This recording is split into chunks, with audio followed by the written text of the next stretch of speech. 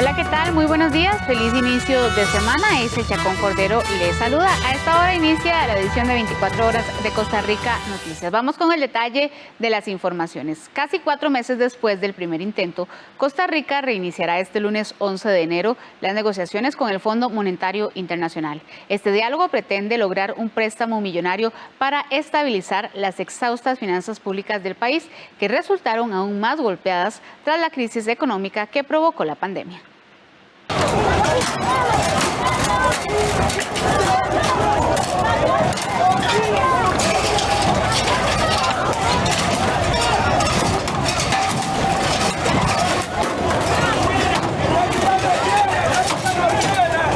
Así terminó la marcha pacífica del 12 de octubre del 2020 contra las negociaciones entre Costa Rica y el Fondo Monetario Internacional, anunciada el 17 de septiembre pasado por el Poder Ejecutivo. Se trataría de un préstamo para Costa Rica por $1.750 millones, que según el gobierno contenía muy buenas condiciones de intereses y plazo. El crédito buscaba además enviar una señal de estabilidad y recuperación económica a los mercados internacionales.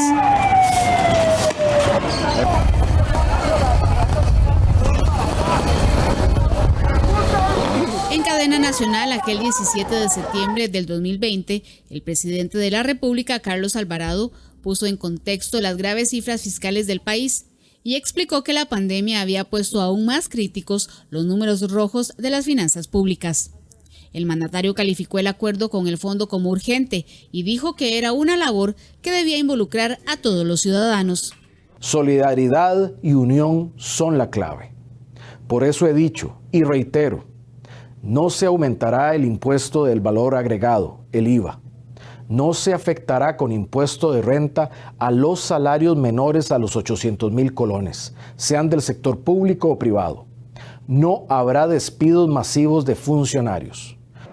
El 28 de septiembre del 2020, 2 exdiputados, Célimo Guido y José Miguel Corrales, reaparecieron en la escena pública y conformaron un movimiento llamado Rescate Nacional. Con este brazo político protagonizaron desde el 30 de septiembre y hasta los primeros días de octubre una serie de protestas y bloqueos en prácticamente todo el país. Una semana después de estas violentas protestas sociales, José Miguel Corrales se desligó del grupo, ofreció disculpas y denunció que el movimiento había sido tomado por fuertes grupos de narcotraficantes. Pido perdón, sí, perdón, en especial a quienes han sido víctimas directas de la violencia. Desataré a todos los que han vivido días de zozobra y temor. El 12 de octubre del 2020, Célimo Guido le pidió al ministro de Seguridad renunciar y culpó al gobierno por el brote de violencia generado en Casa Presidencial. Que es un sentimiento nacional, que este perverso del ministro Michael Soto, debe renunciar. El 15 de octubre se anunció el cese de las ya menguadas protestas para iniciar con un intento de diálogo llamado Mesa Multisectorial, convocada en cadena nacional por los presidentes de la República y la Asamblea Legislativa. Este primer intento de diálogo resultó infructuoso por la negativa de 4 de los grupos convocados a participar. Fue hasta el 23 de octubre cuando 62 sectores se sentaron en el Estadio Nacional para dar y escuchar propuestas destinadas a sanear las finanzas públicas. Estas rondas de trabajo terminaron el 21 de noviembre. Derivaron 58 acuerdos que tendrán que ser puestos en práctica por el Poder Ejecutivo a través de los diferentes proyectos de ley que tendrá que preparar y llegarán a la Asamblea Legislativa. Aunque la meta era mayor, estos acuerdos le permitirían al país un ajuste fiscal permanente de un 2.2% del PIB. Algunos de los acuerdos tomados en estas mesas de diálogo fueron la firma de la Hacienda Digital, aplicación de la renta global después del año 2023 y venta de la cartera de CONAPE al Banco Popular. El 2020 cerró y el tema de las mesas de diálogo dejó en reposo las negociaciones que el gobierno había anunciado con el Fondo Monetario Internacional. Sin embargo, la negociación revivió con el Año Nuevo y el 4 de enero pasado, el Banco Central anunció que hoy lunes 11 de enero iniciarían formalmente las negociaciones con la misión del Fondo Monetario Internacional. El gobierno aseguró que el fondo no ha puesto condiciones para negociar. Sin embargo, en la propuesta presentada el pasado 17 de septiembre, se pusieron sobre la mesa iniciativas como, por ejemplo, gravar las transacciones bancarias por 4 años, imponer un impuesto extraordinario sobre la renta a salarios y pensiones mayores a los 840.000 colones. También destinaron un impuesto extraordinario sobre la renta a utilidades y remesas al exterior.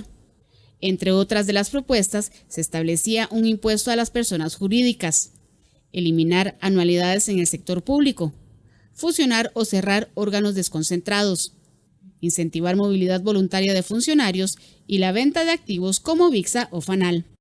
No forma parte de la propuesta costarricense el incremento del IVA al 14%, tampoco forma parte el impuesto a las transferencias financieras, sino que para esta propuesta se ha hecho un especial énfasis, en primer lugar, en la eliminación de algunas exoneraciones y, en segundo lugar, y como punto central de la propuesta, la reducción del gasto público. Con esta explicación, el ministro de Hacienda deja claro que no habrá aumento en el IVA ni se gravarán las transacciones bancarias, pese a que las ministras de Planificación y Presidencia expusieron como probable esta medida de ajuste ante los diputados durante una reunión en Casa Presidencial el martes de la semana anterior. ¿Qué establecerá la nueva propuesta para el Fondo Monetario Internacional? Aún no está escrito en piedra y las medidas surgirán del trabajo que tendrán en conjunto los jerarcas de Hacienda, Planificación y el Banco Central, quienes como Consejo Económico deberán construir esa propuesta y presentarla al presidente de la República. Este lunes iniciará la audiencia para abrir los dispositivos secuestrados por el caso UPAT. La Sala Tercera rechazó por segunda ocasión una solicitud para suspender dicha audiencia. Por segunda ocasión, la Sala Tercera rechazó una solicitud que pretendía anular la audiencia donde se conocerá el contenido y la información de celulares, computadoras y otras unidades de almacenamiento que fueron secuestradas en los allanamientos relacionados con el caso conocido como UPAT. Una resolución emitida el 8 de enero hace constar que dicha solicitud fue presentada por el abogado José Luis Campos, representante legal de Alejandro Madrigal, quien fue el asesor de datos de la Presidencia de la República y quien es parte de este proceso de investigación. La solicitud se basa en el alegato de actividad procesal defectuosa. Estos dispositivos fueron secuestrados en un allanamiento en Casa Presidencial. El 5 de noviembre anterior, la Sala también había resuelto lo mismo sobre la primera solicitud para anular la audiencia. Según señalaron los magistrados de casación, la ejecución de la audiencia se mantiene para este lunes 11 de enero y será por 2 semanas en un horario de 8 de la mañana a 4 de la tarde. En el caso de la UPAT se investigan los presuntos delitos de violación de datos personales, abuso de autoridad y prevaricato. Los primeros 2 meses de este año vendrán con 2 aumentos muy seguidos en el precio de los combustibles. Recope solicitó un ajuste a finales de la semana anterior, mientras que el ARECEP también aprobó un aumento que la refinadora había pedido en el mes de diciembre. Ambos aumentos se basan en una nueva resolución para las tarifas. Una nueva resolución para el estudio tarifario de los combustibles presentado a Recope por la ARECEP será la base para los 2 nuevos aumentos que se avecinan para este mes de enero y febrero. El primero de ellos fue solicitado por Recope en diciembre anterior y el segundo lo pidieron este viernes 8 de enero como según corresponde cada segundo viernes del mes.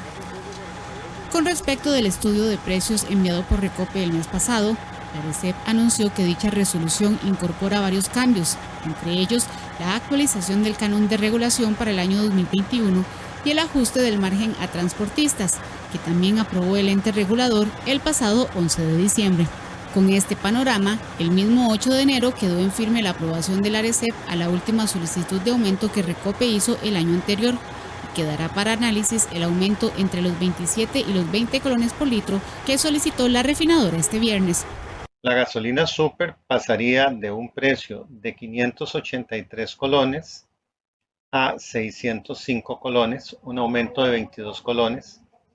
La gasolina Plus 91 de 562 a 589, un incremento de 27 colones por litro. Y el diésel de 483 a 503, un aumento de 20 colones por litro. Este incremento en el precio de venta local está motivado por un aumento en el precio internacional y en esta oportunidad por un aumento en el tipo de cambio. Según informó Recope, el nuevo estudio en curso deberá pasar los trámites correspondientes de análisis, aprobación y publicación, por lo que entrarían a regir en el próximo mes de febrero, pocos días después de que empiece a aplicarse el aprobado este mismo viernes por la ARECEP. Ambos aumentos están basados en el precio del dólar y hasta en la aplicación de la vacuna contra el COVID-19. Este aumento en el tipo de cambio refuerza el aumento que se está experimentando en el precio internacional. Y este aumento en el precio internacional responde a dos situaciones principales.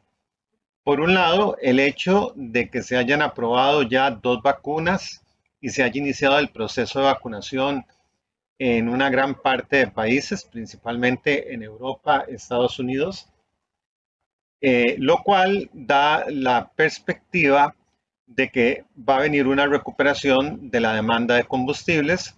En enero del año anterior, la primera solicitud de Recope fue a la baja, que correspondió a una disminución entre los 19 y los 9 colones. Además, para febrero del mismo año, también solicitaron una disminución entre los 40 y los 63 colones y fue debido a una leve revaluación del colón frente al dólar. Si usted es representante de una sociedad o debe tramitar el pago de impuesto a las personas jurídicas, tome en cuenta que el plazo vence el próximo 31 de enero. Quienes se pasen de esa fecha o no hagan la cancelación del monto se exponen a multas económicas. El último día de este mes de enero vence el plazo para cancelar sin mora el pago del impuesto a las personas jurídicas. Este rubro lo deben cancelar todas las sociedades mercantiles, sucursales de una sociedad extranjera o su representante y sobre empresas individuales de responsabilidad limitada que se encuentren inscritas en el registro de personas jurídicas del Registro Nacional. El impuesto es calculado automáticamente por la Dirección General de Tributación. El impuesto recae sobre todas las empresas mercantiles, sobre las sociedades mercantiles y también sobre las empresas individuales de responsabilidad limitada y sobre las sucursales de sociedades en el extranjero. Este impuesto se calcula o se paga sobre un salario base de acuerdo a la clasificación o al tramo correspondiente, ya sea en un 15, 25, 30 o 50%. Y también, si estas empresas no llegaran a pagar este 31 de enero, se podrían ver expuestas a sanciones, impuestos e intereses y también que no pudieran ser contratadas en el Estado costarricense o bien en cualquier otra empresa pública. Recuerde que todas las sociedades inactivas están obligadas a presentar la declaración del impuesto sobre la renta, al igual que las sociedades activas que no hayan realizado actividades lucrativas durante el periodo fiscal actual. En el caso de las sociedades inactivas no tienen el deber material del pago del impuesto sobre la renta. El pago se puede hacer de forma virtual. La plataforma de conectividad bancaria estuvo presentando problemas para el pago de este impuesto sobre las personas jurídicas y también la plataforma de ATV, Administración Tributaria Virtual, estuvo presentando problemas para el pago del impuesto sobre la renta. Se les aconseja antes verificar si ya estos problemas han sido resueltos en su totalidad. Les recomendamos a todos y a cada uno de los contribuyentes, antes de pagar el impuesto, asesórese con un contador público autorizado. El Colegio de Contadores recordó que son exentas de esta obligación las sociedades registradas y clasificadas como micro y pequeñas empresas inscritas en el Ministerio de Economía, Industria y Comercio y los pequeños y medianos productores agropecuarios inscritos en el Ministerio de Agricultura.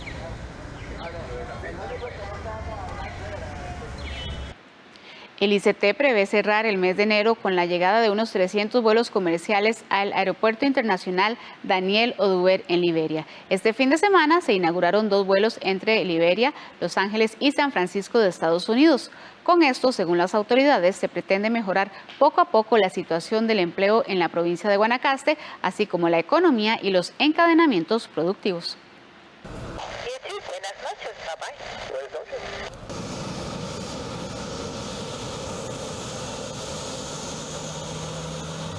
De esta forma, los encargados del Aeropuerto Internacional Daniel Oduber en Liberia le dieron la bienvenida a los vuelos provenientes de Los Ángeles y San Francisco, California, en los Estados Unidos. Se trata de las 2 nuevas rutas habilitadas por United en un vuelo directo hasta Liberia, las cuales se estrenaron este fin de semana. Según informó el ICT, el vuelo inaugural de Los Ángeles hacia Liberia llegó el viernes a las 3 de la tarde con 37 minutos, mientras que el sábado a las 8 de la noche con 17 minutos aterrizó el vuelo que conectará San Francisco, California con Guanacaste. Para el ministro de Turismo, Gustavo Segura, estos vuelos representan un avance para la recuperación económica en la provincia de Guanacaste, así como en el empleo y los encadenamientos productivos. Este fin de semana también se atendieron 4 vuelos que estuvieron suspendidos a causa de la pandemia por el COVID-19. Este fin de semana regresaron los vuelos de la aerolínea Delta, proveniente de Los Ángeles, de la aerolínea WestJet, desde Calgary, en Canadá, y United, procedente de la ciudad de Chicago. Sumado a estos retornos, United Airlines también inauguró las rutas Los Ángeles-Liberia y San Francisco-Liberia. Estos regresos y estas aperturas de nuevas conexiones permiten reconectar a la región de Guanacaste y toda la zona turística norte de nuestro país con los Estados Unidos y Canadá, que son 2 de nuestros principales mercados emisores de turismo internacional. Todo el encadenamiento de los protocolos a lo largo del destino Guanacaste, que está muy bien preparado para recibir a los turistas. Lo he podido ver en estas semanas de la temporada alta. Las autoridades del país, junto con la empresa privada, han hecho un gran esfuerzo para ir articulando no solo la parte económica, sino la parte social, de manera que el empleo se garantice y las empresas estén preparadas para que este destino tan lindo, tan agradable, siga siendo provechoso para todo el país. Según el ICT, San Francisco y Los Ángeles ocupan el segundo y tercer lugar en el top 3 de las grandes ciudades o áreas metropolitanas de Estados Unidos con la mayor concentración de turistas interesados en viajar a Costa Rica. Costa Rica y particularmente Guanacaste es uno de los destinos preferidos a nivel internacional por el turista, y pues en United Airlines nos complace mucho el poder seguir aportando al país este compromiso ya por más de 30 años, particularmente volando ahora desde San Francisco y desde Los Ángeles en California. Así que sabemos la importancia que tiene esto a nivel económico, a nivel turístico, por lo que esperamos que estas nuevas rutas para Costa Rica sean un total éxito. El ICT prevé cerrar el mes de enero con la llegada de unos 300 vuelos comerciales al Aeropuerto Internacional Daniel Oduber en Liberia. Este lunes podría ingresar un nuevo empuje frío al norte de Centroamérica, manteniendo condiciones ventosas y lluviosas para nuestro país. Las lluvias que se registraron durante el fin de semana se deben al empuje frío número 10. Este fin de semana las lluvias sorprendieron a muchos sectores como Heredia, Alajuela y Cartago. Según el Instituto Meteorológico Nacional, estas precipitaciones obedecen a la presencia del empuje frío número 10 sobre nuestro país, mismo que aún este domingo mantenía su influencia. Continúan los efectos del empuje frío número 10 sobre el territorio nacional. Por tanto, se mantiene el patrón de vientos alisios acelerados, principalmente en el Pacífico Norte, así como en el Valle Central. Las ráfagas máximas han alcanzado los 75 kilómetros por hora en sectores como la Cruz de Guanacaste y sus alrededores, y entre 40 y 55 kilómetros por hora en las partes altas del Valle Central. También genera un mayor aporte de humedad desde el Mar Caribe hacia el territorio nacional. Por tanto, se mantienen condiciones nubladas y de lluvias entre débiles y moderadas, tanto en la zona norte como también en la provincia de Limón. Y aunque este empuje frío estará dejando su influencia sobre Costa Rica, en el meteorológico informaron que este lunes podría ingresar un nuevo empuje frío al norte de Centroamérica, manteniendo condiciones ventosas y lluviosas para el país. Sí se estima que este empuje frío continúe trasladándose desde el Mar Caribe hacia el Océano Atlántico. Mientras eso ocurre, pues irá perdiendo su fuerza sobre el territorio nacional. Sí se estima que hacia el día lunes, pues este continúa avanzando sobre el Océano Atlántico y por tanto ya tendríamos estos efectos en el territorio nacional. Sin embargo, la presión atmosférica continuará siendo alta y por tanto sí se mantendrán las condiciones ventosas en el territorio nacional, así como también algunas precipitaciones tanto en la región Caribe como en la zona norte. Sí se estima además que es muy posible que en el transcurso del lunes ingrese un nuevo empuje frío al norte de Centroamérica y nuevamente continuará el patrón muy similar del tiempo. El Instituto Meteorológico Nacional hizo un llamado de prevención ante las condiciones ventosas que podrían afectar principalmente al Pacífico Norte, Valle Central y Cordilleras, así como el Caribe, zona norte, por la mayor presencia de precipitaciones. El OIJ investiga 2 supuestos ataques con explosivos C4 ocurridos en el mes de diciembre. El primero en una delegación de la Fuerza Pública en Sarapiquí y el segundo en una casa de habitación en Grecia. El primero de los 2 casos se dio el 17 de diciembre cuando al parecer lanzaron este artefacto explosivo en una delegación de la Fuerza Pública en Puerto Viejo de Sarapiquí. Afortunadamente el material no detonó. El segundo caso se presentó en una casa de habitación en San Roque de Grecia el 24 de diciembre. Ese día un hombre recibió un artefacto eléctrico como un regalo, mismo que explotó causándole graves quemaduras. Trascendió que uno de los principales materiales utilizados es el C4, un peligroso componente explosivo, pero que necesita de un detonador. Es un material explosivo que por sí mismo no tiene ningún riesgo. Es más, le pueden disparar al bloque del material ese, no va a haber ninguna reacción, lo pueden presionar, no va a haber ninguna reacción, sino que lo que necesita más bien es un detonante. Si no hay detonante, el explosivo está ahí tranquilo, se puede manejar, se puede trabajar a altas temperaturas con el explosivo este, pero digamos, el uso que se le puede dar generalmente es de tipo militar. La onda de detonación, la velocidad de detonación es de 8.000 kilómetros por segundo, o sea, es rapidísimo y esto lo que hace es que le da más energía. De acuerdo con el criminólogo Gerardo Castain, este material es de difícil acceso, ya que se utiliza en cuerpos policiales muy especializados o en ejércitos. Por esa razón considera que la forma de traer este material es de manera ilegal y para utilizarlo es por medio de personas con amplio conocimiento. Traerlo casi que es de uso exclusivo de la policía, ¿verdad? Y sobre todo de alguna unidad especial. Pero hay que acordarse que está la sección de armas y explosivos que lleva el control de todo eso y si no es a través de ello no se puede importar y si se hace ya sería por medios ilícitos. En Seguridad Pública indicaron que se hizo el decomiso y la investigación quedó en manos del OIJ. La oficial de la Fuerza Pública de apellido Suárez Narváez, que resultó herida de bala en su cabeza tras atender una situación de agresión familiar en San Joaquín de Flores, se encuentra en condición delicada en el Hospital México.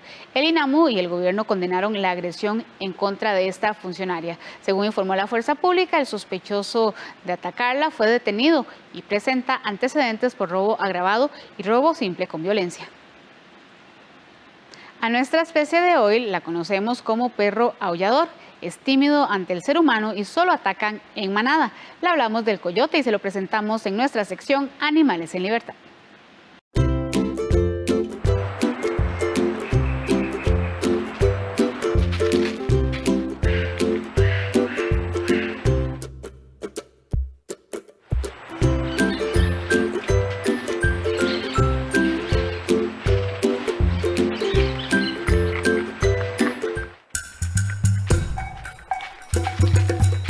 A simple vista parece un perro, pero se trata del coyote. Es un mamífero de apariencia similar a la de un lobo porque son de la misma familia, pero es mucho más delgado y cuenta con orejas más largas, estrechas y erguidas que se muestran grandes en relación con el tamaño de su cabeza. También es familia del zorro y su principal característica es su aullido nocturno. Es un animal muy adaptable a cualquier hábitat, aunque inicialmente solo se encontraba en Norteamérica. Existen investigaciones que demuestran que poco a poco se ha ido extendiendo hasta Sudamérica. En promedio, los machos pesan entre 8 y 20 kilogramos y las hembras de 7 a 18 kilos.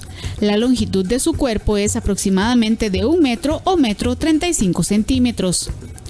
El coyote tiene un hocico estrecho y su espesa cola mide cerca de 40 centímetros. En la base dorsal se sitúa una glándula de olor. A diferencia de los perros domésticos, generalmente mantiene su cola caída cuando corre o camina. Sus pequeños ojos muestran un iris amarillo y pupilas redondas. Camina apoyándose en los dedos de las patas. Su cuerpo está recubierto con un denso y corto pelaje de colores que varían según la región de donde provenga. Por lo general es marrón grisáceo o rojizo con partes blancas y negras en ciertas áreas y blanco en la región inferior del cuerpo. Las poblaciones del norte tienden a contar con un pelaje más grueso, en tanto las del sur suelen tenerlo más corto y más claro, similar al color de la arena en la playa.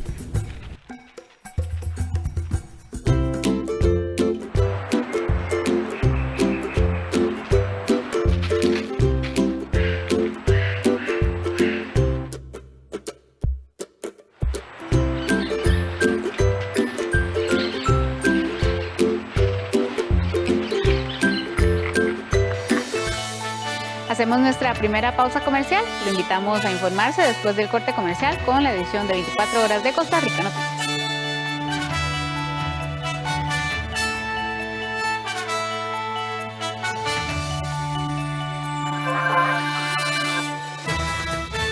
En Documentales UNED, esta semana recibimos un taller de educación ambiental y visitamos el volcán Turrialba el miércoles 13 de enero a las 9 de la noche, con repetición el sábado a las 4 de la tarde. Aquí en 13, Costa Rica Televisión. Un niño que soñaba con las estrellas y un hombre que con su inteligencia lo logró. Franklin Chang, la biografía. Yo no estoy aquí por mí mismo, estoy aquí porque mucha gente me echó el hombro, me puso la mano, me ayudó, me abrió las brechas. Ahora me toca a mí. De lunes 11 al viernes 15 de enero a las 6 de la tarde y el lunes 18 a la misma hora, aquí en 13, Costa Rica Televisión. Te invita UNED. Gracias por continuar con nosotros en esta edición de 24 horas de Costa Rica Noticias. El gobierno pagará el salario escolar el próximo 21 de enero. Para ello destinará 163 millones de colones. Los empleados públicos recibirán el bono escolar el próximo 22 de enero, según lo anunciado por el Ministerio de Hacienda. El pago del salario escolar lo reciben los empleados públicos independientemente de que tengan hijos o no y corresponde al monto de un salario completo. El jerarca de Hacienda, Elian Villegas, manifestó que el pago de este beneficio para este año asciende a los 163 mil millones de colones. Para el 2020, el gobierno pagó a los funcionarios unos 120 mil millones de colones. Esta será la primera vez que se depositará a los órganos desconcentrados que ahora están en el presupuesto general de la República. En esta oportunidad el pago se le realizará no solo a los servidores públicos que han estado tradicionalmente dentro del presupuesto general de la República, sino que también por primera vez se estará realizando ese pago a los servidores de los órganos desconcentrados que ahora están en el presupuesto general de la República. Este pago se realiza con toda normalidad como parte del calendario de pagos del Ministerio de Hacienda para el año 2021. La economista Roxana Morales afirma que este presupuesto colaborará con la reactivación de la economía del país. Sin embargo, recordó a quienes reciben el beneficio que deben ser prudentes y administrar de manera correcta dicho presupuesto, como por ejemplo realizar pagos extraordinarios en deudas, comprar útiles escolares o bien ahorrar. Pero en este momento sí es recomendable ahorrar una parte de ese salario escolar. También recordemos que muchas personas estaban con readecuación de créditos en los últimos meses y posiblemente ya a partir de este mes tengan que volver a pagar las cuotas. Las deudas se han hecho más grandes y las cuotas más altas. Entonces es probable que este ingreso funcione para amortizar algunas de las deudas que tenemos.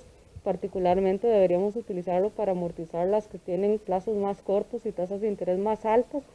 Y bueno, además este ingreso posiblemente vaya a reactivar un poco de la economía en los próximos meses. Ya sabemos que el consumo venía muy deprimido y este ingreso permite un mayor consumo de las personas y asimismo el sector turismo, que también estamos en una época de temporada alta que podría utilizarse, más aún sabiendo que las clases todavía no inician y este salario podría utilizarse para realizar turismo particularmente a nivel nacional porque sabemos lo complicado que está las salidas del país. Aún no se define si por este beneficio se tendrá que pagar renta. Recordemos que el gobierno envió un proyecto de ley a la Asamblea Legislativa en donde se elimina la exoneración de ese beneficio salarial. Aunque la mesa de diálogo multisectorial resolvió el año anterior no cambiar las condiciones del salario escolar, el presidente de la República tomó una decisión diferente.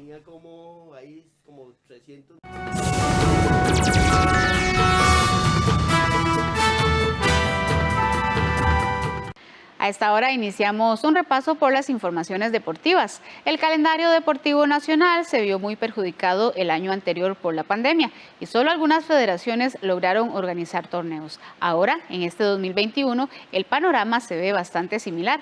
Por ejemplo, el atletismo ya tiene su agenda definida, pero el ciclismo está atado de manos por los permisos de tránsito.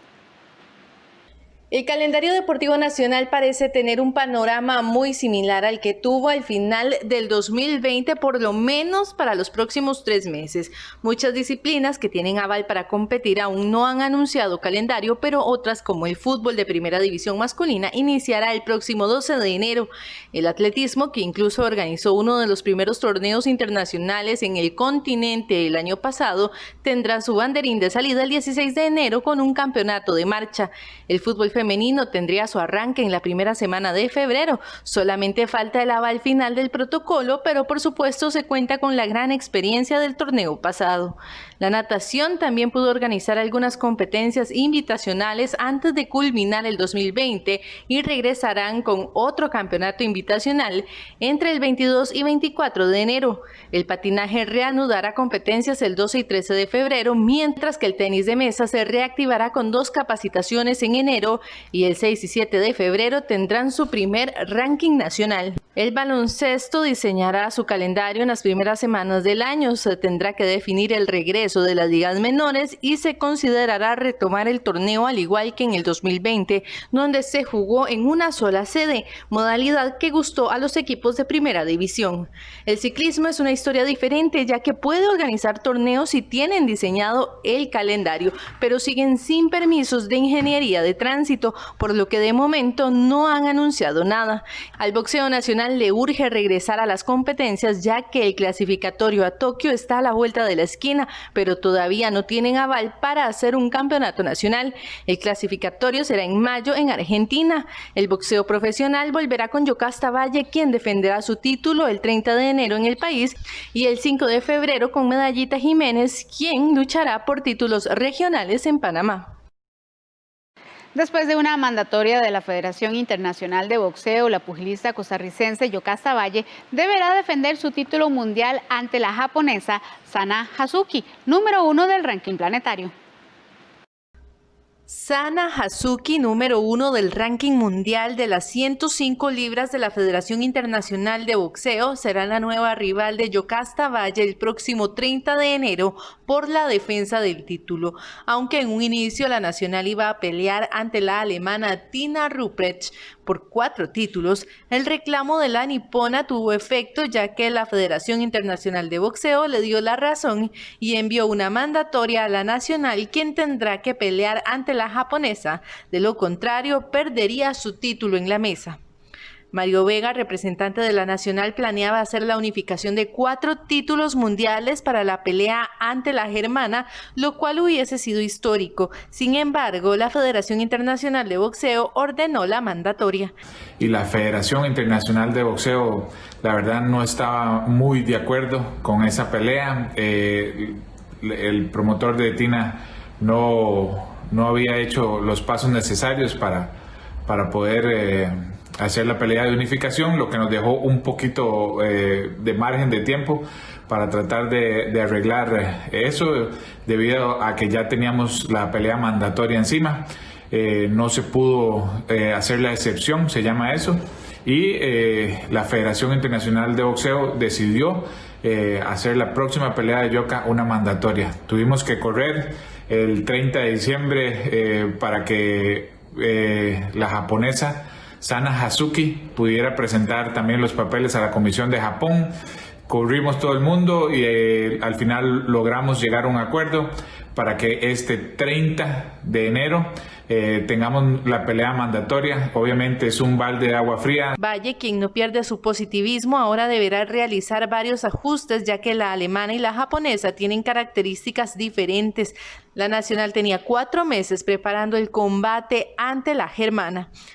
Cambiaría completamente todo. Teníamos 4 meses de hacer la preparación, como dice mi entrenador Marco Delgado, la preparación exactamente para Tina Rupert. Ahora se cambia, tenemos ahora 3 semanas para cambiar el estilo de pelea, va a ser completamente diferente, son 2 estilos diferentes, entonces ahora ajustarnos, ya sea en los sparring, a la parte de la estrategia, ya sea el plan A, el B y el C.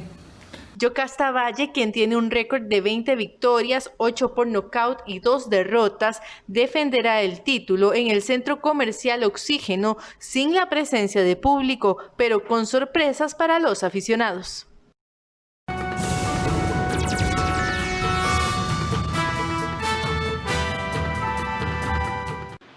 Israel se convirtió en uno de los países líderes en la vacunación contra la COVID-19. Esta nación ya inició la aplicación de la segunda dosis y dicen con esperanza que su población podrá abrazarse de nuevo dentro de muy poco tiempo.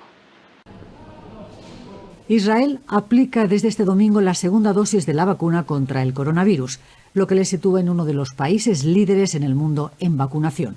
Desde hoy se comienza a inocular por segunda vez al personal sanitario, docente y menores de 60 años que forman parte de grupo de riesgo.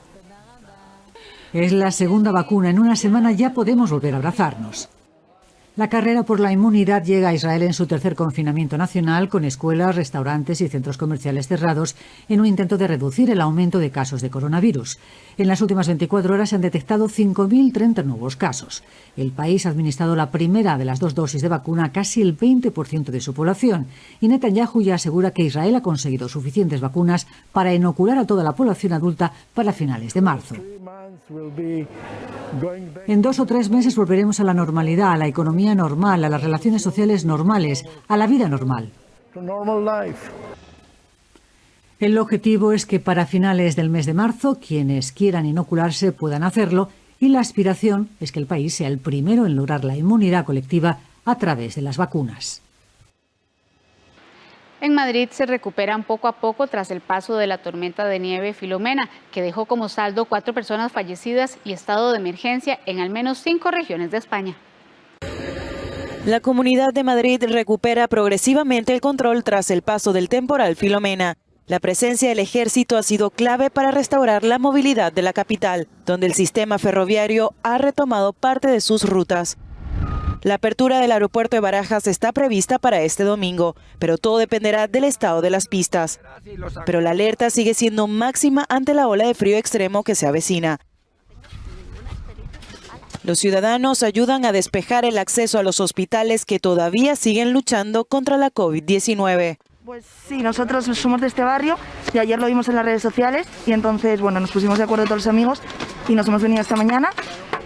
Simplemente pues por poder despejar el camino desde la parada de bus hasta el servicio de psiquiatría del Hospital Gregorio Marañón. Y nada, la idea es que se pueda circular sin peligro, que puedan andar sin hielo y facilitar las cosas lo máximo que podamos. Ellos nos dieron mucho durante el confinamiento y están dándolo todo durante la pandemia, y que menos que los vecinos aportemos un poco de nuestra parte. 9 regiones siguen bastante afectadas. Castilla-La Mancha y Aragón siguen los pasos de Madrid y suspenden las clases hasta el miércoles. La llegada de la nueva remesa de las vacunas de la COVID será asegurada con un equipo de convoyes que el gobierno español pondrá a disposición para el transporte de productos esenciales. El COVID-19 no solo trajo enfermedad y muerte a Latinoamérica, sino que agudizó la pobreza. Los países latinoamericanos intentan hacer frente a un recrudecimiento de la pandemia de COVID-19. México registró el viernes una nueva marca de contagios diarios de COVID-19 por segundo día consecutivo, al contar 14.362 casos confirmados, según cifras oficiales. Con estos números, el país latinoamericano registra más de 1,5 millones de casos confirmados y más de 132.000 fallecimientos desde el inicio de la pandemia, el 28 de febrero del año pasado. La Ciudad de México, una de las regiones más afectadas del país, prolongó el estado de alerta sanitaria por el virus y anunció que mantendrá suspendidas las actividades no esenciales. Argentina restringió a partir del viernes las actividades nocturnas y la circulación de personas ante la aceleración de los contagios. Las limitaciones implican el cierre nocturno de locales gastronómicos, restricciones en el transporte público y en la circulación de las personas, aunque las medidas serán determinadas de manera independiente por cada provincia.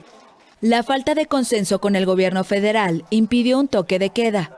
En las 24 jurisdicciones del país, el número de nuevos casos diarios se ha acelerado en las últimas 2 semanas y en algunas saltó al doble o al triple, llevando la ocupación de camas de terapia intensiva nacional a 54,7% en promedio. También seguirá vigente hasta el 1 de febrero el cierre de fronteras y la prohibición para extranjeros no residentes, así como la llegada de vuelos directos provenientes del Reino Unido, a raíz de la propagación de una nueva cepa más contagiosa.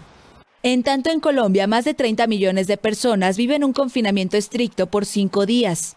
Bogotá sospecha de la circulación de una nueva cepa y tiene una ocupación de 86% en las unidades de cuidados intensivos. Porque si nosotros hubiéramos tomado las medidas, las precauciones del caso desde un principio, atender los llamados que nos hacen las autoridades del distanciamiento y usar el tapabocas y todo lo que nos advierten, seguramente no estaríamos en esta situación. En Brasil, uno de los países más afectados por la pandemia con más de 200.000 muertos, la pobreza afecta a los sectores más vulnerables, luego del fin de las ayudas gubernamentales otorgadas durante 9 meses a 68 millones de brasileños, casi un tercio de la población. Ahora sin trabajo y con una economía deteriorada, los habitantes de las favelas como Ciudad de Dios, en Río de Janeiro, sobreviven de las donaciones de comida y caridad de organizaciones civiles, como el Centro de Mujeres Impulsando el Futuro. La ayuda de emergencia la cortaron y estamos pasando necesidad, porque ayudaba mucho. Y ellos, con la bolsa que ellos están dando, la ONG realmente está ayudando. El presidente de Brasil, Jair Bolsonaro, afirmó en días pasados que su país está en bancarrota a causa de las medidas de confinamiento impulsadas por los gobernadores. Hacemos una pausa comercial, ya casi volvemos.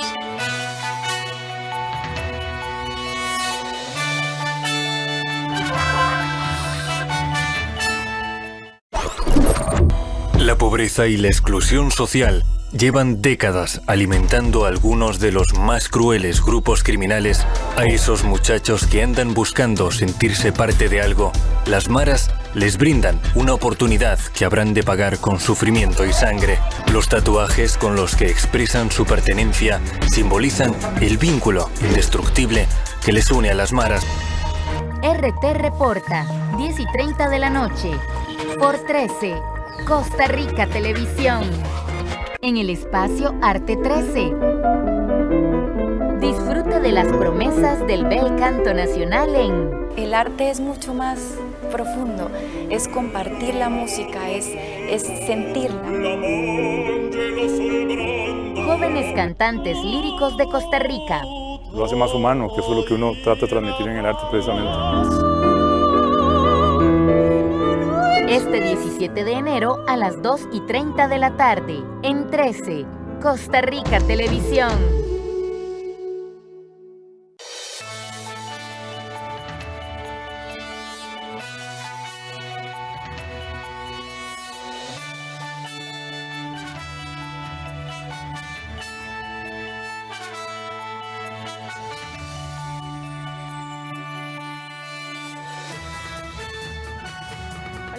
Muy buenos días, feliz inicio de semana, es el Chacón Cordero y les saluda. A esta hora inicia la edición de 24 horas de Costa Rica Noticias. Vamos con el detalle de las informaciones. Casi 4 meses después del primer intento, Costa Rica reiniciará este lunes 11 de enero las negociaciones con el Fondo Monetario Internacional. Este diálogo pretende lograr un préstamo millonario para estabilizar las exhaustas finanzas públicas del país, que resultaron aún más golpeadas tras la crisis económica que provocó la pandemia.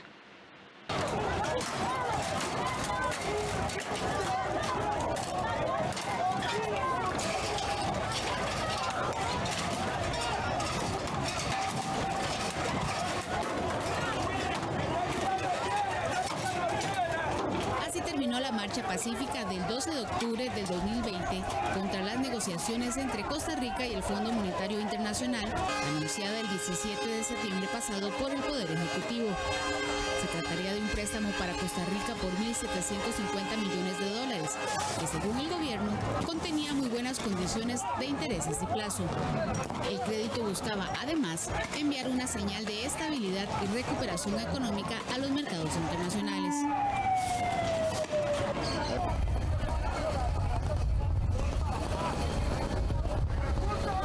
En cadena nacional, aquel 17 de septiembre del 2020, el presidente de la República, Carlos Alvarado, puso en contexto las graves cifras fiscales del país y explicó que la pandemia había puesto aún más críticos los números rojos de las finanzas públicas.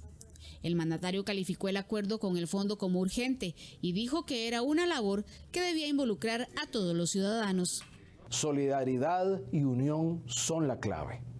Por eso he dicho y reitero, no se aumentará el impuesto del valor agregado, el IVA. No se afectará con impuesto de renta a los salarios menores a los 800,000 colones, sean del sector público o privado. No habrá despidos masivos de funcionarios.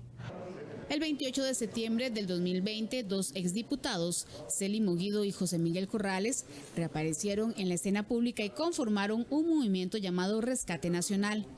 Con este brazo político protagonizaron desde el 30 de septiembre y hasta los primeros días de octubre una serie de protestas y bloqueos en prácticamente todo el país. Una semana después de estas violentas protestas sociales, José Miguel Corrales se desligó del grupo, ofreció disculpas y denunció que el movimiento había sido tomado por fuertes grupos de narcotraficantes. Pido perdón, sí, perdón, en especial a quienes han sido víctimas directas de la violencia, desatada y a todos los que han vivido días de zozobra y temor. El 12 de octubre del 2020, Celi Moguido le pidió al ministro de Seguridad renunciar y culpó al gobierno por el brote de violencia generado en Casa Presidencial. Que es un sentimiento nacional, que este perverso del ministro Michael Soto, debe renunciar. El 15 de octubre se anunció el cese de las ya menguadas protestas para iniciar con un intento de diálogo llamado Mesa Multisectorial, convocada en cadena nacional por los presidentes de la República y la Asamblea Legislativa. Este primer intento de diálogo resultó infructuoso por la negativa de 4 de los grupos convocados a participar. Fue hasta el 23 de octubre cuando 62 sectores se sentaron en el Estadio Nacional para dar y escuchar propuestas destinadas a sanear las finanzas públicas. Estas rondas de trabajo terminaron el 21 de noviembre. Derivaron 58 acuerdos que tendrán que ser puestos en práctica por el Poder Ejecutivo a través de los diferentes proyectos de ley que tendrá que preparar y llegarán a la Asamblea Legislativa. Aunque la meta era mayor, estos acuerdos le permitirían al país un ajuste fiscal permanente de un 2.2% del PIB. Algunos de los acuerdos tomados en estas mesas de diálogo fueron la firma de la Hacienda Digital, aplicación de la renta global después del año 2023 y venta de la cartera de CONAPE al Banco Popular. El 2020 cerró y el tema de las mesas de diálogo dejó en reposo las negociaciones que el gobierno había anunciado con el Fondo Monetario Internacional. Sin embargo, la negociación revivió con el Año Nuevo y el 4 de enero pasado, el Banco Central anunció que hoy lunes 11 de enero iniciarían formalmente las negociaciones con la misión del Fondo Monetario Internacional. El gobierno aseguró que el fondo no ha puesto condiciones para negociar. Sin embargo, en la propuesta presentada el pasado 17 de septiembre, se pusieron sobre la mesa iniciativas como, por ejemplo, gravar las transacciones bancarias por 4 años, imponer un impuesto extraordinario sobre la renta a salarios y pensiones mayores a los 840,000 colones. También destinaron un impuesto extraordinario sobre la renta a utilidades y remesas al exterior. Entre otras de las propuestas, se establecía un impuesto a las personas jurídicas, eliminar anualidades en el sector público, fusionar o cerrar órganos desconcentrados, incentivar movilidad voluntaria de funcionarios y la venta de activos como VIXA o FANAL.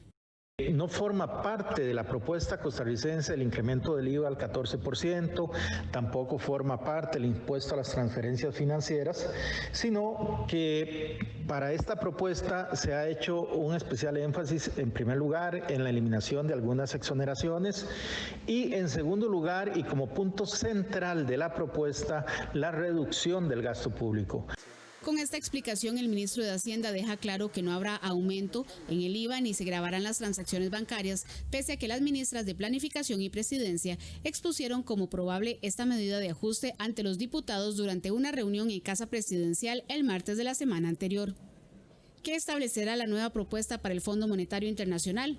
Aún no está escrito en piedra y las medidas surgirán del trabajo que tendrán en conjunto los jerarcas de Hacienda, Planificación y el Banco Central, quienes como Consejo Económico deberán construir esa propuesta y presentarla al presidente de la República. Este lunes iniciará la audiencia para abrir los dispositivos secuestrados por el caso UPAT. La Sala Tercera rechazó por segunda ocasión una solicitud para suspender dicha audiencia. Por segunda ocasión, la Sala Tercera rechazó una solicitud que pretendía anular la audiencia donde se conocerá el contenido y la información de celulares, computadoras y otras unidades de almacenamiento que fueron secuestradas en los allanamientos relacionados con el caso conocido como UPAT.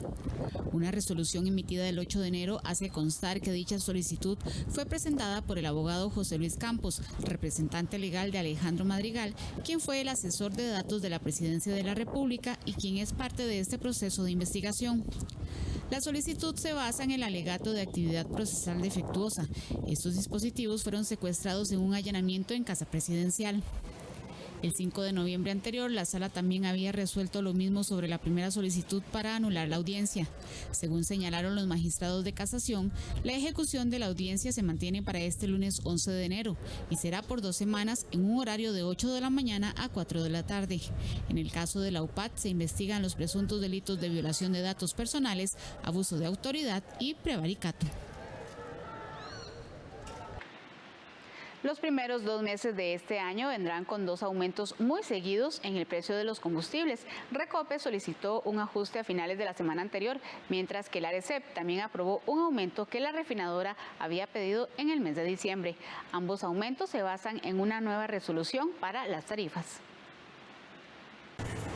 Una nueva resolución para el estudio tarifario de los combustibles presentado a Recope por la ARECEP será la base para los 2 nuevos aumentos que se avecinan para este mes de enero y febrero. El primero de ellos fue solicitado por Recope en diciembre anterior. El segundo lo pidieron este viernes 8 de enero, como según corresponde cada segundo viernes del mes.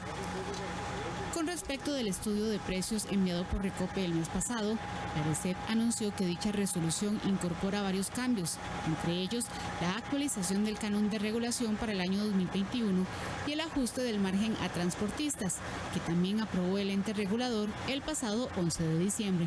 Con este panorama, el mismo 8 de enero quedó en firme la aprobación de la ARECEP a la última solicitud de aumento que Recope hizo el año anterior.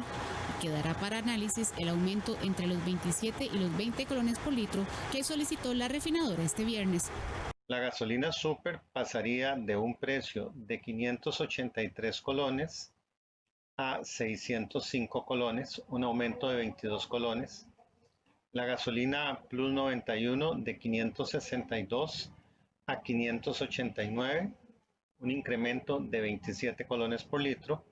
Y el diésel de 483 a 503, un aumento de 20 colones por litro. Este incremento en el precio de venta local está motivado por un aumento en el precio internacional y en esta oportunidad por un aumento en el tipo de cambio. Según informó Recope, el nuevo estudio en curso deberá pasar los trámites correspondientes de análisis, aprobación y publicación, por lo que entrarían a regir en el próximo mes de febrero, pocos días después de que empiece a aplicarse el aprobado este mismo viernes por la ARECEP. Ambos aumentos están basados en el precio del dólar y hasta en la aplicación de la vacuna contra el COVID-19. Este aumento en el tipo de cambio refuerza el aumento que se está experimentando en el precio internacional. Y este aumento en el precio internacional responde a 2 situaciones principales. Por un lado, el hecho de que se hayan aprobado ya 2 vacunas y se haya iniciado el proceso de vacunación en una gran parte de países, principalmente en Europa, Estados Unidos, lo cual da la perspectiva de que va a venir una recuperación de la demanda de combustibles. En enero del año anterior, la primera solicitud de recope fue a la baja, que correspondió a una disminución entre los 19 y los 9 colones. Además, para febrero del mismo año, también solicitaron una disminución entre los 40 y los 63 colones y fue debido a una leve revaluación del colón frente al dólar.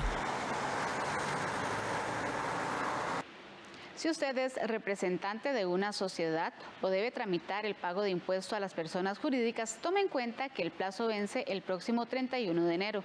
Quienes se pasen de esa fecha o no hagan la cancelación del monto se exponen a multas económicas.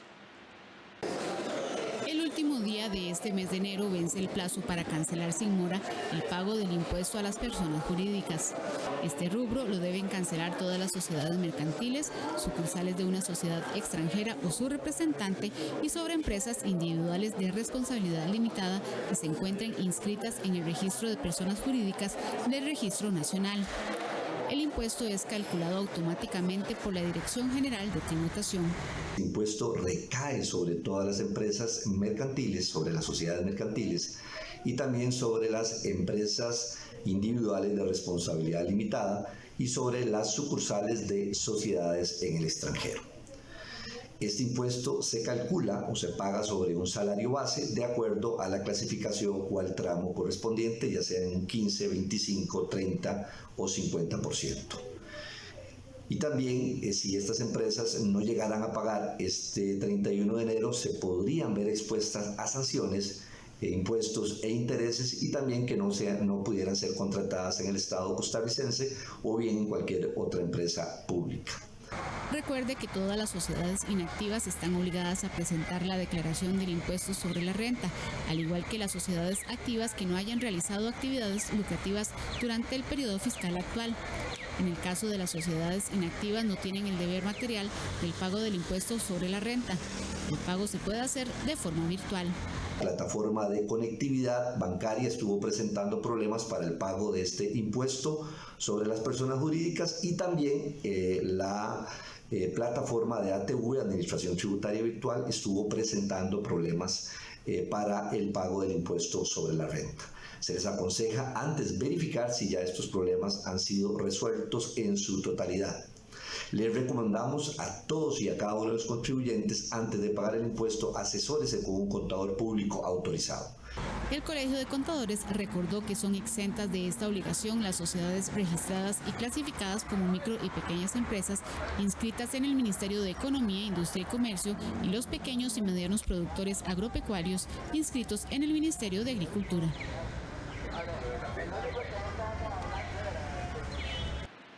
El ICT prevé cerrar el mes de enero con la llegada de unos 300 vuelos comerciales al Aeropuerto Internacional Daniel Oduber en Liberia. Este fin de semana se inauguraron 2 vuelos entre Liberia, Los Ángeles y San Francisco de Estados Unidos.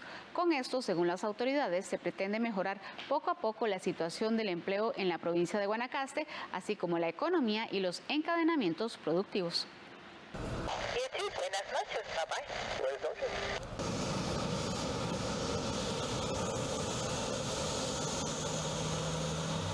De esta forma, los encargados del Aeropuerto Internacional Daniel Oduber en Liberia le dieron la bienvenida a los vuelos provenientes de Los Ángeles y San Francisco, California, en los Estados Unidos. Se trata de las 2 nuevas rutas habilitadas por United en un vuelo directo hasta Liberia, las cuales se estrenaron este fin de semana. Según informó el ICT, el vuelo inaugural de Los Ángeles hacia Liberia llegó el viernes a las 3 de la tarde con 37 minutos, mientras que el sábado a las 8 de la noche con 17 minutos aterrizó el vuelo que conectará San Francisco, California con Guanacaste.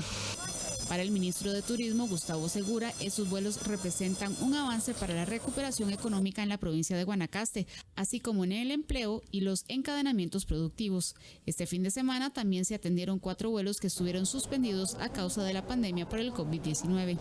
Este fin de semana regresaron los vuelos de la aerolínea Delta, proveniente de Los Ángeles, de la aerolínea WestJet, desde Calgary, en Canadá, y United, procedente de la ciudad de Chicago. Sumado a estos retornos, United Airlines también inauguró las rutas Los Ángeles-Liberia y San Francisco-Liberia. Estos regresos y estas aperturas de nuevas conexiones permiten reconectar a la región de Guanacaste y toda la zona turística norte de nuestro país con los Estados Unidos y Canadá, que son dos de nuestros principales mercados emisores de turismo internacional. Todo el encadenamiento de los protocolos a lo largo del destino Guanacaste, que está muy bien preparado para recibir a los turistas. Se lo he podido ver en estas semanas de la temporada alta. Las autoridades del país, junto con la empresa privada, han hecho un gran esfuerzo para ir articulando no solo la parte económica, sino la parte social, de manera que el empleo se garantice y las empresas estén preparadas para que este destino tan lindo, tan agradable, siga siendo provechoso para todo el país. Según el ICT, San Francisco y Los Ángeles ocupan el segundo y tercer lugar en el top 3 de las grandes ciudades o áreas metropolitanas de Estados Unidos con la mayor concentración de turistas interesados en viajar a Costa Rica. Costa Rica y particularmente Guanacaste es uno de los destinos preferidos a nivel internacional por el turista, y pues en United Airlines nos complace mucho el poder seguir aportando al país este compromiso ya por más de 30 años, particularmente volando ahora desde San Francisco y desde Los Ángeles en California. Así que sabemos la importancia que tiene esto a nivel económico, a nivel turístico, por lo que esperamos que estas nuevas rutas para Costa Rica sean un total éxito. El ICT prevé cerrar el mes de enero con la llegada de unos 300 vuelos comerciales al Aeropuerto Internacional Daniel Oduber en Liberia.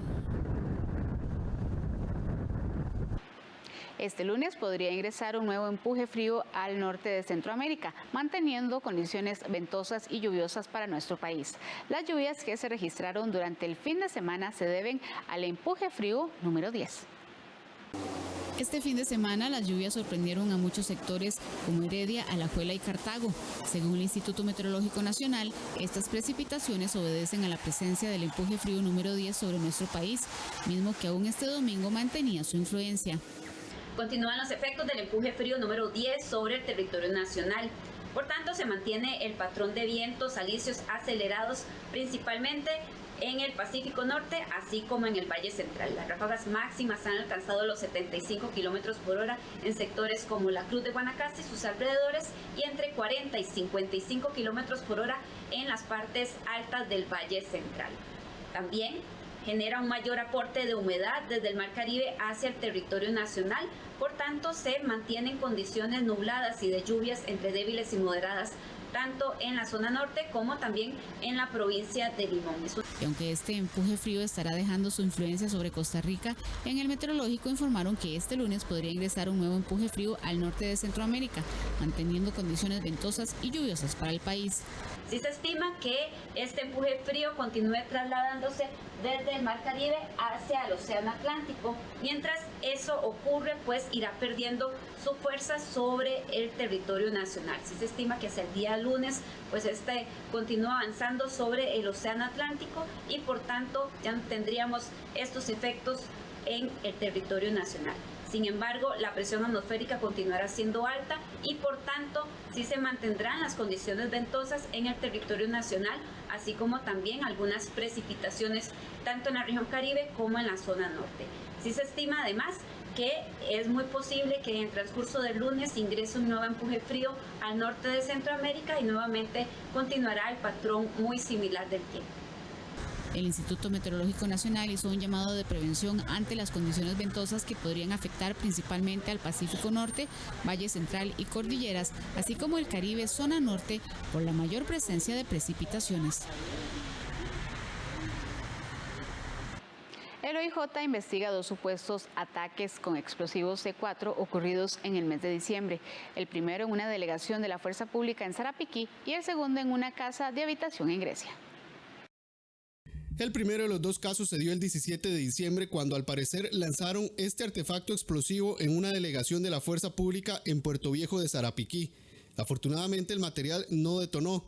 El segundo caso se presentó en una casa de habitación en San Roque de Grecia el 24 de diciembre.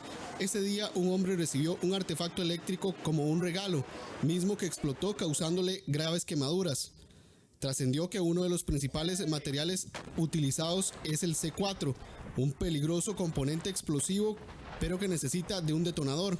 Es un material explosivo que por sí mismo no tiene ningún riesgo. Es más, le pueden disparar al bloque del material ese, no va a haber ninguna reacción, lo pueden presionar, no va a haber ninguna reacción, sino que lo que necesita más bien es un detonante.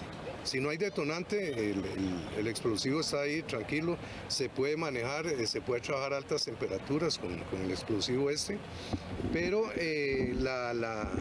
digamos, el uso que se le puede dar generalmente es de tipo militar. La onda de detonación, la velocidad de detonación es de 8.000 kilómetros por segundo, o sea, es rapidísimo, y esto lo que hace es que le da más energía. De acuerdo con el criminólogo Gerardo Castain, este material es de difícil acceso, ya que se utiliza en cuerpos policiales muy especializados o en ejércitos. Por esa razón considera que la forma de traer este material es de manera ilegal, y para utilizarlo es por medio de personas con amplio conocimiento. Traerlo casi que es de uso exclusivo de la policía, ¿verdad? Y sobre todo de alguna unidad especial. Pero hay que acordarse que está la sección de armas y explosivos que lleva el control de todo eso, y si no es a través de ello, no se puede importar, y si se hace ya sería por medios ilícitos. En Seguridad Pública indicaron que se hizo el decomiso y la investigación quedó en manos del OIJ. La oficial de la Fuerza Pública de apellido Suárez Narváez, que resultó herida de bala en su cabeza tras atender una situación de agresión familiar en San Joaquín de Flores, se encuentra en condición delicada en el Hospital México. El INAMU y el gobierno condenaron la agresión en contra de esta funcionaria. Según informó la Fuerza Pública, el sospechoso de atacarla fue detenido y presenta antecedentes por robo agravado y robo simple con violencia. A nuestra especie de hoy la conocemos como perro aullador. Es tímido ante el ser humano y solo atacan en manada. Le hablamos del coyote y se lo presentamos en nuestra sección Animales en Libertad.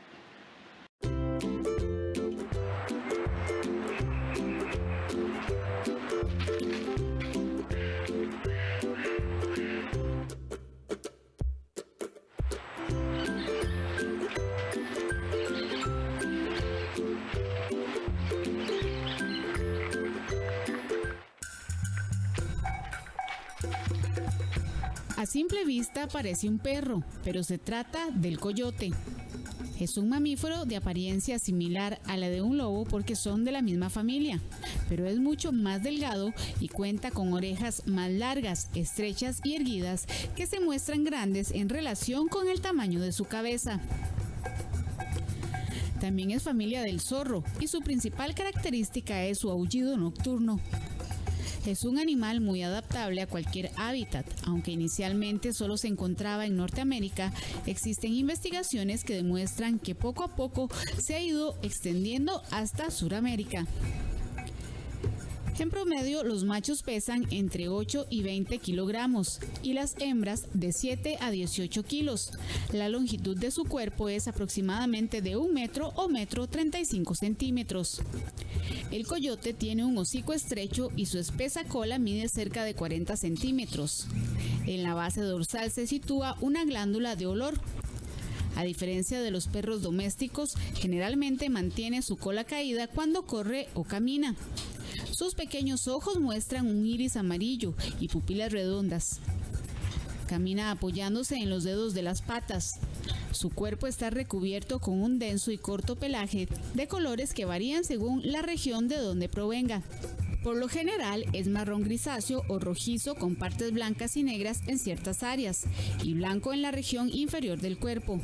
Las poblaciones del norte tienden a contar con un pelaje más grueso, en tanto las del sur suelen tenerlo más corto y más claro, similar al color de la arena en la playa.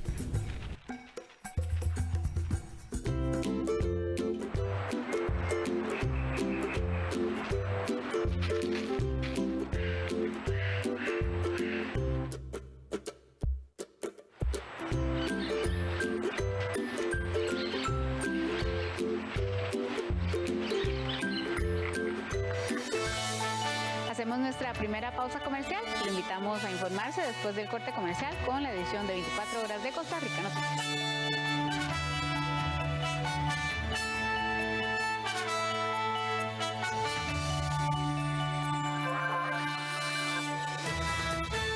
Continuamos con las historias latinoamericanas en Secuelas de la Cuarentena en nuestro espacio Cine en Cortos, el jueves 14 de enero a las 9 de la noche, aquí en 13, Costa Rica Televisión. Un niño que soñaba con las estrellas y un hombre que con su inteligencia lo logró. Franklin Chang, la biografía. Yo no estoy aquí por mí mismo, estoy aquí porque mucha gente me echó el hombro, me puso la mano, me ayudó, me abrió las brechas. Ahora me toca a mí. De lunes 11 al viernes 15 de enero a las 6 de la tarde y el lunes 18 a la misma hora, aquí en 13, Costa Rica Televisión. Te invita UNED. Gracias por continuar con nosotros en esta edición de 24 horas de Costa Rica Noticias. El gobierno pagará el salario escolar el próximo 21 de enero. Para ello destinará 163 millones de colones. Los empleados públicos recibirán el bono escolar el próximo 22 de enero, según lo anunciado por el Ministerio de Hacienda. El pago del salario escolar lo reciben los empleados públicos independientemente de que tengan hijos o no y corresponde al monto de un salario completo. El jerarca de Hacienda, Elian Villegas, manifestó que el pago de este beneficio para este año asciende a los 163 mil millones de colones. Para el 2020, el gobierno pagó a los funcionarios unos 120 mil millones de colones. Esta será la primera vez que se depositará a los órganos desconcentrados que ahora están en el presupuesto general de la República. En esta oportunidad el pago se le realizará no solo a los servidores públicos que han estado tradicionalmente dentro del presupuesto general de la República, sino que también por primera vez se estará realizando ese pago a los servidores de los órganos desconcentrados que ahora están en el presupuesto general de la República. Este pago se realiza con toda normalidad como parte del calendario de pagos del Ministerio de Hacienda para el año 2021. La economista Roxana Morales afirma que este presupuesto colaborará con la reactivación de la economía del país. Sin embargo, recordó a quienes reciben el beneficio que deben ser prudentes y administrar de manera correcta dicho presupuesto, como por ejemplo realizar pagos extraordinarios en deudas, comprar útiles escolares o bien ahorrar. Pero en este momento sí es recomendable ahorrar una parte de ese salario escolar. También recordemos que muchas personas estaban con readecuación de créditos en los últimos meses y posiblemente ya a partir de este mes tengan que volver a pagar las cuotas. Las deudas se han hecho más grandes y las cuotas más altas. Entonces es probable que este ingreso funcione para amortizar algunas de las deudas que tenemos. Particularmente deberíamos utilizarlo para amortizar las que tienen plazos más cortos y tasas de interés más altas. Y bueno, además este ingreso posiblemente vaya a reactivar un poco de la economía en los próximos meses. Ya sabemos que el consumo venía muy deprimido y este ingreso permite un mayor consumo de las personas y asimismo el sector turismo, que también estamos en una época de temporada alta que podría utilizarse, más aún sabiendo que las clases todavía no inician y este salario podría utilizarse para realizar turismo, particularmente a nivel nacional, porque sabemos lo complicado que está las salidas del país. Aún no se define si por este beneficio se tendrá que pagar renta. Recordemos que el gobierno envió un proyecto de ley a la Asamblea Legislativa en donde se elimina la exoneración de ese beneficio salarial. Aunque la mesa de diálogo multisectorial resolvió el año anterior no cambiar las condiciones del salario escolar, el presidente de la República tomó una decisión diferente.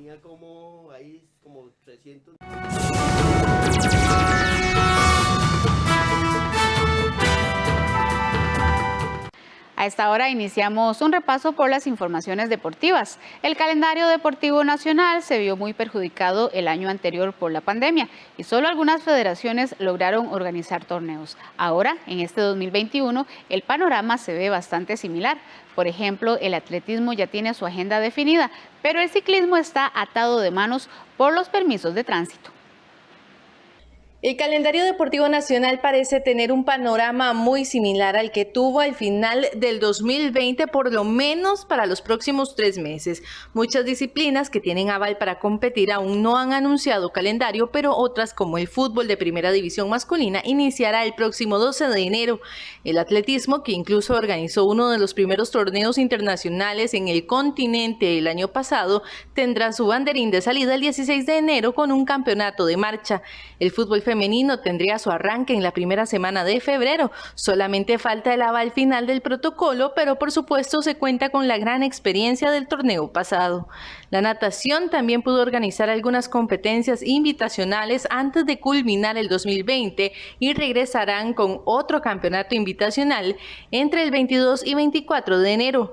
El patinaje reanudará competencias el 12 y 13 de febrero, mientras que el tenis de mesa se reactivará con 2 capacitaciones en enero y el 6 y 7 de febrero tendrán su primer ranking nacional. El baloncesto diseñará su calendario en las primeras semanas del año. Se tendrá que definir el regreso de las ligas menores y se considerará retomar el torneo al igual que en el 2020, donde se jugó en una sola sede, modalidad que gustó a los equipos de primera división.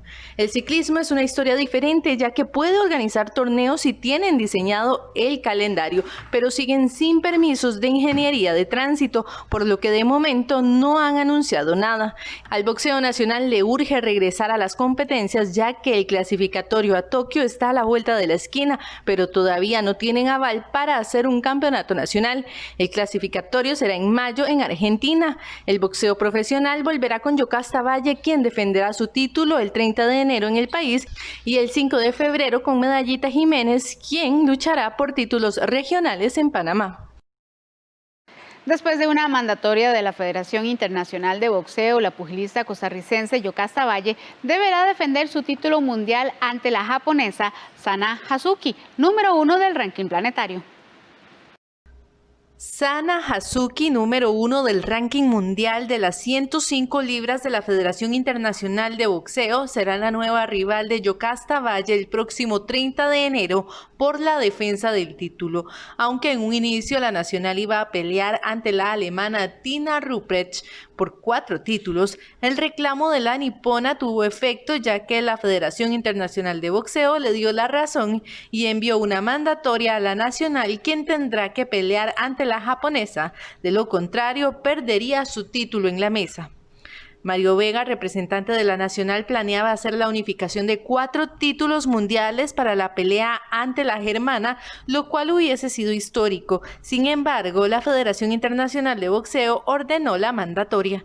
Y la Federación Internacional de Boxeo, la verdad, no estaba muy de acuerdo con esa pelea. El promotor de Tina no había hecho los pasos necesarios para poder hacer la pelea de unificación, lo que nos dejó un poquito de margen de tiempo para tratar de arreglar eso, debido a que ya teníamos la pelea mandatoria encima.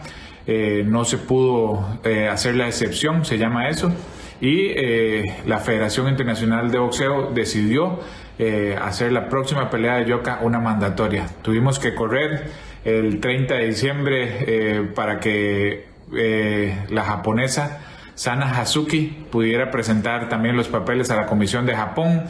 Corrimos todo el mundo y al final logramos llegar a un acuerdo para que este 30 de enero tengamos la pelea mandatoria. Obviamente es un balde de agua fría. Valle, quien no pierde su positivismo, ahora deberá realizar varios ajustes, ya que la alemana y la japonesa tienen características diferentes. La nacional tenía 4 meses preparando el combate ante la germana.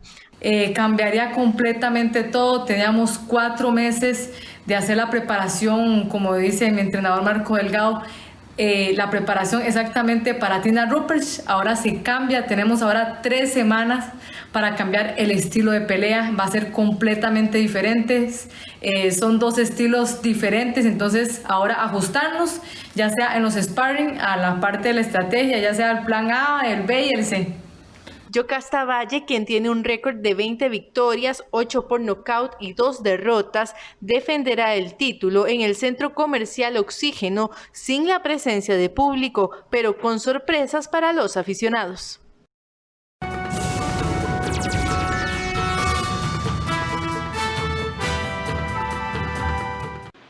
Israel se convirtió en uno de los países líderes en la vacunación contra la COVID-19. Esta nación ya inició la aplicación de la segunda dosis y dicen con esperanza que su población podrá abrazarse de nuevo dentro de muy poco tiempo. Israel aplica desde este domingo la segunda dosis de la vacuna contra el coronavirus, lo que le sitúa en uno de los países líderes en el mundo en vacunación. Desde hoy se comienza a inocular por segunda vez al personal sanitario, docente y menores de 60 años que forman parte de grupo de riesgo. Es la segunda vacuna. En una semana ya podemos volver a abrazarnos. La carrera por la inmunidad llega a Israel en su tercer confinamiento nacional, con escuelas, restaurantes y centros comerciales cerrados, en un intento de reducir el aumento de casos de coronavirus. En las últimas 24 horas se han detectado 5.030 nuevos casos. El país ha administrado la primera de las 2 dosis de vacuna a casi el 20% de su población. Y Netanyahu ya asegura que Israel ha conseguido suficientes vacunas para inocular a toda la población adulta para finales de marzo. En 2 o 3 meses volveremos a la normalidad, a la economía normal, a las relaciones sociales normales, a la vida normal. El objetivo es que para finales del mes de marzo quienes quieran inocularse puedan hacerlo y la aspiración es que el país sea el primero en lograr la inmunidad colectiva a través de las vacunas. En Madrid se recuperan poco a poco tras el paso de la tormenta de nieve Filomena, que dejó como saldo 4 personas fallecidas y estado de emergencia en al menos 5 regiones de España. La Comunidad de Madrid recupera progresivamente el control tras el paso del temporal Filomena. La presencia del ejército ha sido clave para restaurar la movilidad de la capital, donde el sistema ferroviario ha retomado parte de sus rutas. La apertura del aeropuerto de Barajas está prevista para este domingo, pero todo dependerá del estado de las pistas. Pero la alerta sigue siendo máxima ante la ola de frío extremo que se avecina. Los ciudadanos ayudan a despejar el acceso a los hospitales que todavía siguen luchando contra la COVID-19. Pues sí, nosotros somos de este barrio y ayer lo vimos en las redes sociales y entonces, bueno, nos pusimos de acuerdo todos los amigos y nos hemos venido esta mañana. Simplemente pues por poder despejar el camino desde la parada de bus hasta el servicio de psiquiatría del Hospital Gregorio Marañón. Y nada, la idea es que se pueda circular sin peligro, que puedan andar sin hielo y facilitar las cosas lo máximo que podamos. Ellos nos dieron mucho durante el confinamiento y están dándolo todo durante la pandemia y que menos que los vecinos aportemos un poco de nuestra parte. 9 regiones siguen bastante afectadas. Castilla-La Mancha y Aragón siguen los pasos de Madrid y suspenden las clases hasta el miércoles. La llegada de la nueva remesa de las vacunas de la COVID será asegurada con un equipo de convoyes que el gobierno español pondrá a disposición para el transporte de productos esenciales. El COVID-19 no solo trajo enfermedad y muerte a Latinoamérica, sino que agudizó la pobreza. Los países latinoamericanos intentan hacer frente a un recrudecimiento de la pandemia de COVID-19. México registró el viernes una nueva marca de contagios diarios de COVID-19 por segundo día consecutivo, al contar 14.362 casos confirmados, según cifras oficiales. Con estos números, el país latinoamericano registra más de 1,5 millones de casos confirmados y más de 132.000 fallecimientos desde el inicio de la pandemia, el 28 de febrero del año pasado. La Ciudad de México, una de las regiones más afectadas del país, prolongó el estado de alerta sanitaria por el virus y anunció que mantendrá suspendidas las actividades no esenciales. Argentina restringió a partir del viernes las actividades nocturnas y la circulación de personas ante la aceleración de los contagios. Las limitaciones implican el cierre nocturno de locales gastronómicos, restricciones en el transporte público y en la circulación de las personas, aunque las medidas serán determinadas de manera independiente por cada provincia. La falta de consenso con el gobierno federal impidió un toque de queda. En las 24 jurisdicciones del país, el número de nuevos casos diarios se ha acelerado en las últimas 2 semanas y en algunas saltó al doble o al triple, llevando la ocupación de camas de terapia intensiva nacional a 54,7% en promedio. También seguirá vigente hasta el 1 de febrero el cierre de fronteras y la prohibición para extranjeros no residentes, así como la llegada de vuelos directos provenientes del Reino Unido, a raíz de la propagación de una nueva cepa más contagiosa. En tanto, en Colombia, más de 30 millones de personas viven un confinamiento estricto por 5 días. Bogotá sospecha de la circulación de una nueva cepa y tiene una ocupación de 86% en las unidades de cuidados intensivos. Porque si nosotros hubiéramos tomado las medidas, las precauciones desde el caso desde un principio, atender los llamados que nos hacen las autoridades del distanciamiento y usar el tapabocas y todo lo que nos advierten, seguramente no estaríamos en estas situaciones. En Brasil, uno de los países más afectados por la pandemia con más de 200.000 muertos, la pobreza afecta a los sectores más vulnerables. Luego del fin de las ayudas gubernamentales otorgadas durante 9 meses a 68 millones de brasileños, casi un tercio de la población. Ahora sin trabajo y con una economía deteriorada, los habitantes de las favelas como Ciudad de Dios, en Río de Janeiro, sobreviven de las donaciones de comida y caridad de organizaciones civiles, como el Centro de Mujeres Impulsando el Futuro. La ayuda de emergencia la cortaron y estamos pasando necesidad, porque ayudaba mucho. Y ellos, con la bolsa que ellos están dando, la ONG realmente está ayudando. El presidente de Brasil, Jair Bolsonaro, afirmó en días pasados que su país está en bancarrota a causa de las medidas de confinamiento impulsadas por los gobernadores. Hasta aquí esta edición de 24 horas de Costa Rica Noticias. Gracias por su compañía. Lo invitamos a continuar con la programación de 13 Costa Rica Televisión.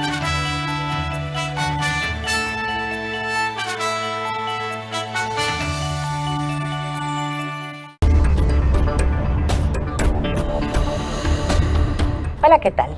El tema de la salud mental ha sido preocupación de los diferentes sectores de salud por mucho tiempo aquí en el país y en el mundo, y ahora con el tema de la pandemia por el COVID-19 pues se ha exacerbado. Incluso se habla de que esas serán las secuelas de la pandemia, diferentes padecimientos relacionados con la salud mental, pero esto no tenemos que verlo de manera negativa porque existen muchas formas de cuidar esa salud mental, de tratar de salir adelante de las diferentes situaciones, y sobre todo existen personas especialistas que pueden ayudar a una persona que tenga alguna enfermedad mental a superarla y salir adelante. No estamos solos, podemos salir adelante con los diferentes padecimientos de la salud mental. De eso vamos a hablar en Una Mirada esta semana. Acompáñenos.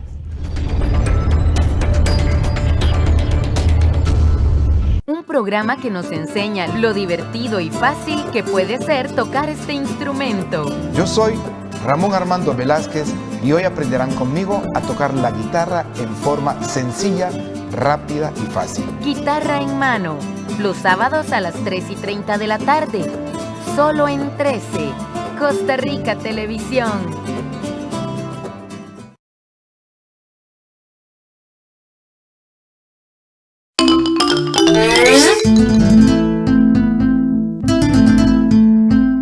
Pero esto no está bien dicho. Esto está... ¡Dicho en buen chico! Hoy les presentamos Mae. En vez de entrar a definiciones muy librescas, creo que basta una pequeña comparación. Lo que en Argentina es el che... Che, boludo, ¿te acordaste de traerme las palomitas? En Cuba, tradicionalmente, el chico... Sí, chico, pero se acabó la mantequilla. En Costa Rica es el mae. ¿Qué maes? ¿Cómo se ve la cinta? Mae es pues la forma de tratamiento informal